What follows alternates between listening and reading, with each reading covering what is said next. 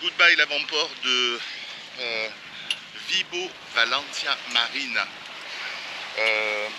Ça avait été donné par Navili comme ayant une protection à 97%, c'est-à-dire vraiment un truc où tu sens même pas les vagues ou rien du tout, il y a juste le gazouillement des bulles autour de toi. Et en fait ça a été l'horreur, ça a chamboulé toute la nuit, ça a été très rouleur. Bon, quoi qu'il en soit, bon voilà. Apparemment le soleil va se lever dans un petit moment, une fois qu'il aura un petit peu dissipé tous les nuages qui sont là. Je ne suis pas descendu à terre parce que je suis arrivé tard hier et que j'étais crevé. Là je suis encore parti pour faire 50 000 de navigation. Tout droit. 50 000 tout droit. Vers un port qui est bien placé, puisque 50 000 c'est quand même une bonne distance pour moi, c'est bien. Ça fait beaucoup mais c'est bien. Mais par contre apparemment qui sans sable. Donc on me demande de... J'ai réservé et tout, et on me demande de prendre contact avec les gardes-côtes pour qu'ils m'accompagnent avant de rentrer dans le port, parce que ça craint un petit peu apparemment. Donc on verra ça ce soir. Météo annoncée, pas ou très peu de vent. La première moitié du voyage au moteur et les deux autres, le premier tiers au moteur et les deux autres tiers à la voile, mais à la voile avec du vent pas très soutenu. Et surtout avec des angles comme d'habitude qui sont pas top quoi. C'est à 25 ou 30 degrés de la direction que prend le bateau, donc c'est pas assez quoi. Si j'ai pas beaucoup de vent et qu'il est juste pratiquement en face de moi, ça veut dire qu'il est inexploitable. Voilà, je vais préparer mon thé maintenant. Ciao. Bon, pour la postérité, il y a encore une belle vague qui arrive. Je suis dans la merde. Mon moteur fonctionnait pomponnement tranquillement et s'est arrêté, c'est pas arrêté en fait, il a arrêté d'accélérer, il est passé à bas régime et puis impossible d'accélérer ni quoi que ce soit. Et au bout de 3-4 minutes, finalement il s'est arrêté. J'ai pu le redémarrer à une ou deux reprises, mais toujours à très faible régime et pas à fort régime. Donc dès que j'ai augmenté, paf, ça s'est étouffé, ça s'est arrêté. Donc j'ai appelé l'assistance assurance April. Qui m'a dit que très certainement ça veut venir de bactéries qu'il y avait dans le gazole. Donc il m'a gentiment indiqué que la meilleure solution ça serait que je descende dans le préfiltre à gazoil et que je fasse souffler un pompeur quel qu'il soit de manière à déboucher le tuyau qui doit être bouché. Je reviens. Hop.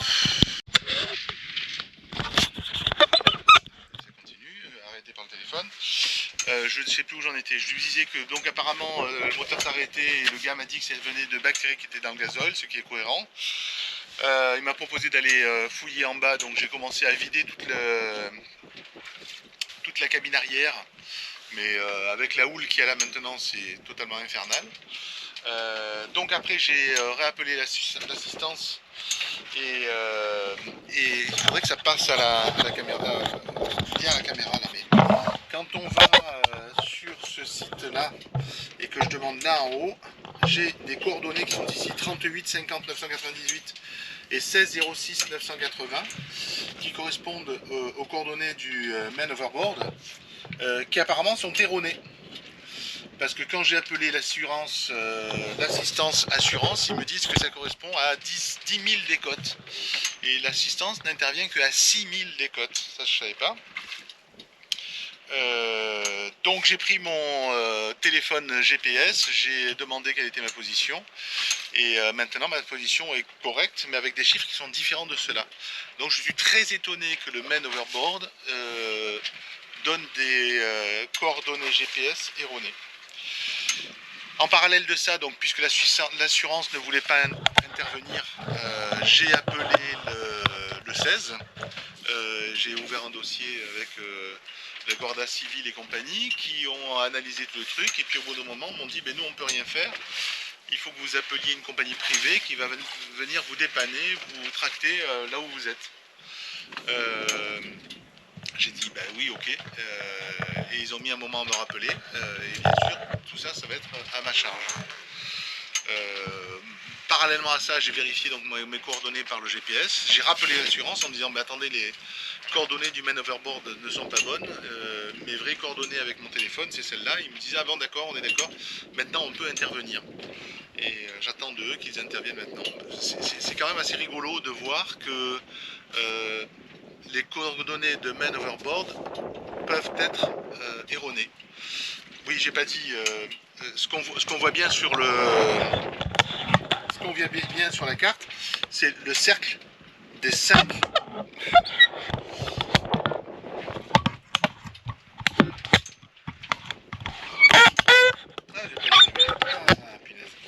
Le cercle des 5 km, des 5000 marins qui est ici.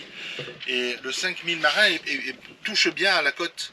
Or, l'assurance intervient à 6000. Donc ma position, elle est bien graphiquement parlant dans les 5000 des côtes, mais cette position-là, elle correspond d'après l'assurance à plus de 6000 des côtes. C'est un gros problème. Et ils me disent que ça vient de problèmes de cohérence entre les données juridiques, je vois pas pourquoi,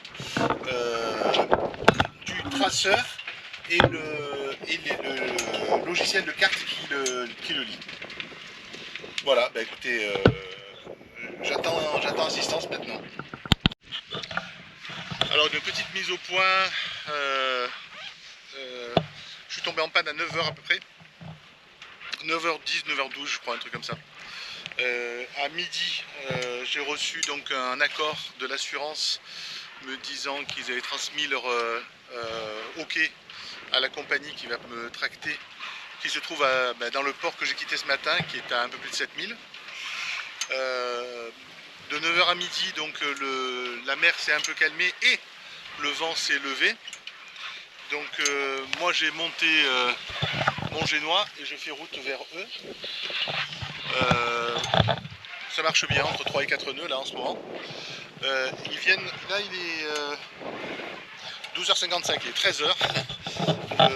Le port vient de m'appeler en me disant que son opérateur vient de quitter le port avec sa navette et qu'il va mettre 25 à 30 minutes à faire les 7000 nautiques qui viendront jusqu'à mon bateau.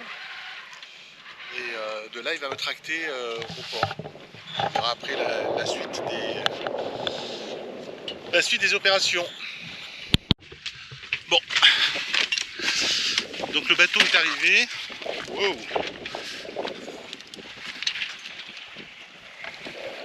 Il m'a passé son boot. Il m'a demandé de faire ça. J'espère que mon nœud va tenir. C'est rigolo, mais de faire un nœud de chaise à l'envers, c'est pas inné. D'accord.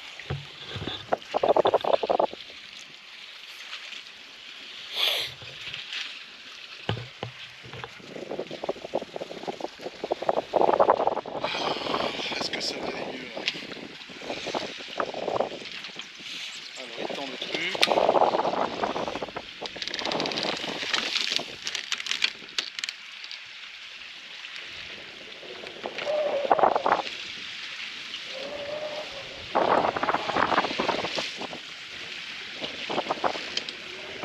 Ok. Ça marche. Allez, faut que je retourne dans la barre.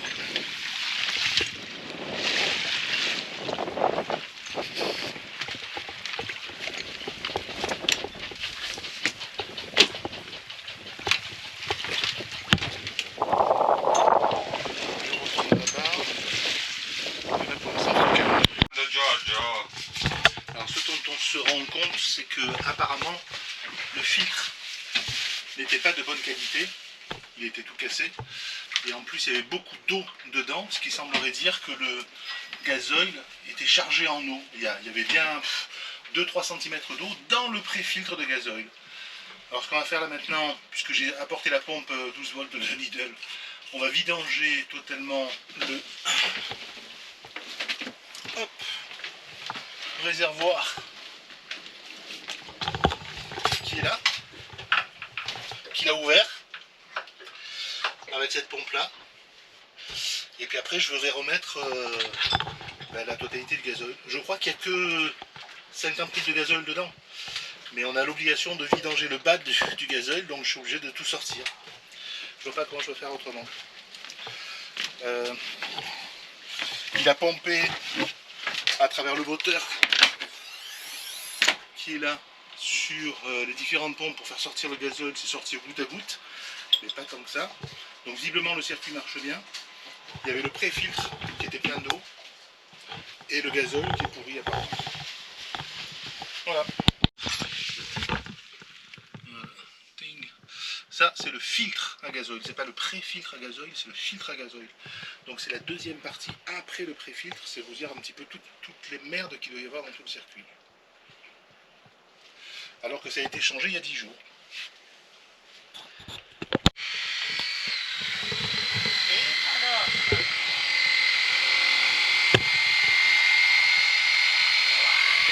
Quoi? This is water or...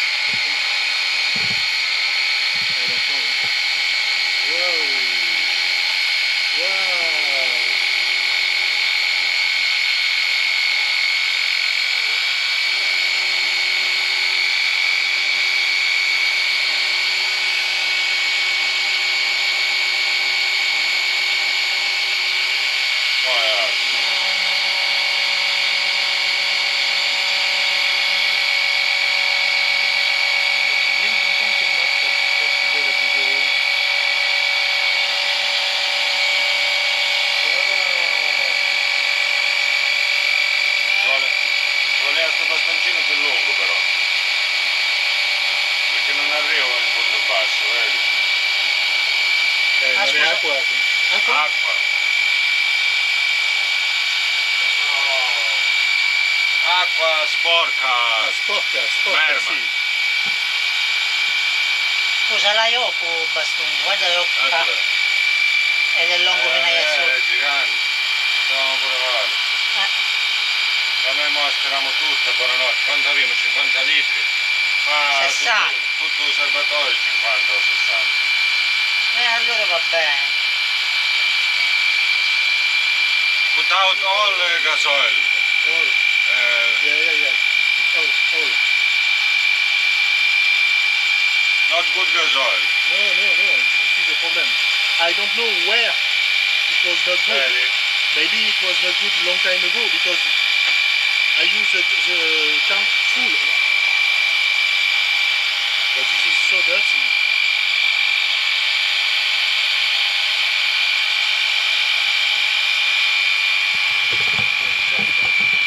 Mastro.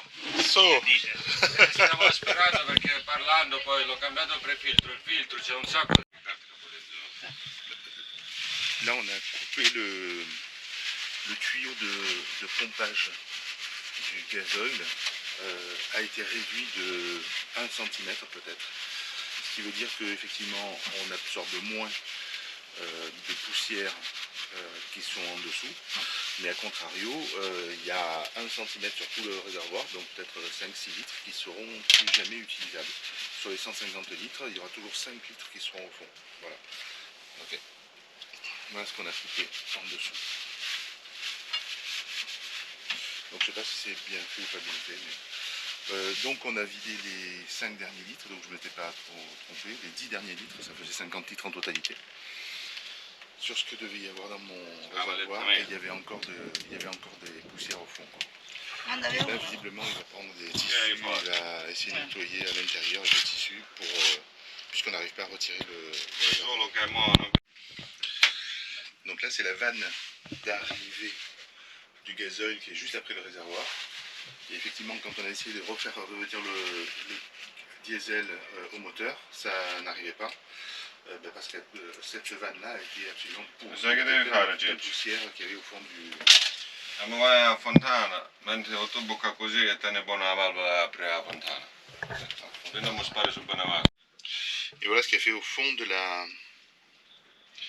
Pas au fond, dans la vanne pleine de tous les dépotoirs. Bah, effectivement, j'ai tiré 2-3 fois sur le moteur pour le faire repartir, ce qui n'était pas très malin. Donc voilà, c'est peut-être ça qui fait que l'essence n'arrivait pas. Là, maintenant, au départ, c'était parce que le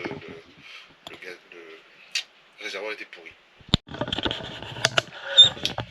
ben, paillé empaillé. Donc le réservoir était encrassé, il a bouché donc le coupe l'arrivée générale du gazole qui était là. Il faut d'ailleurs noter qu'elle est à l'envers, c'est-à-dire qu'elle vient par là et ensuite elle repart là en dessous. Mais bon, il a fallu la déboucher et j'ai filmé, il y avait plein de merde dessus. On a essayé de réamorcer tout le circuit de gazole et apparemment maintenant c'est la pompe de gazole qui est pourrie aussi. Ça fait que quand il pompait pour réamorcer tout le système, eh ben, ça pompait rien du tout. Donc il a redémonté la pompe dessus. Ben, il est 10h30, ils sont là depuis 2h30 déjà maintenant. Plus hier 2h30, ils sont en train de tout démonter. Je vais y laisser le prix du bateau. et la voiture et tout dedans. Là j'ai l'impression que ça va me coûter une fortune.